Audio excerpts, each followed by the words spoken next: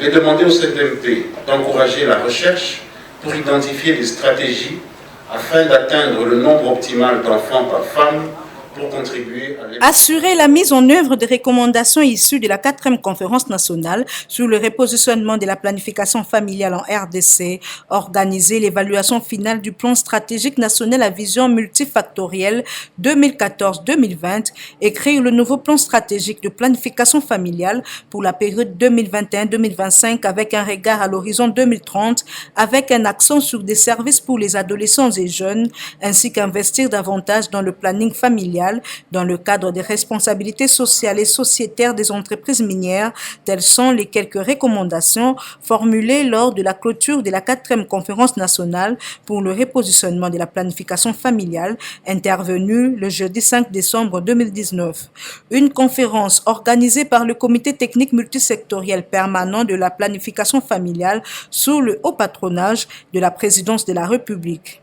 Prenons la parole. Victor Rakoto, représentant adjoint de l'UNFPA, a plaidé pour l'augmentation des investissements dans le domaine de la planification familiale qui joue un rôle important dans le processus de développement de la RDC.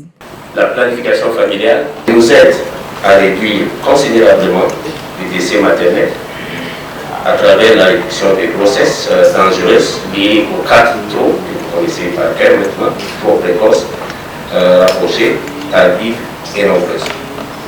Elle nous aide à atteindre nos objectifs, non seulement en matière de santé, mais aussi dans d'autres domaines du développement tels que la protection de l'environnement, l'éducation, la nutrition, la sécurité alimentaire, l'urbanisation et j'en passe.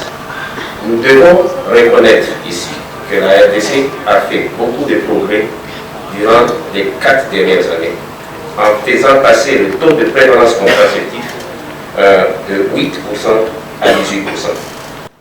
Dr Yuma Ramazani, secrétaire général de la Santé qui a prononcé le mot de clôture de ces assises, a salué l'implication personnelle du chef de l'État à cette cérémonie. C'est un signal fort lancé au monde parce que le pays a compris que la planification familiale reste un levier important à activer pour prétendre aller vers l'émergence. Le planning familial est l'un des moyens efficaces susceptibles de faire face à la dividende démographique.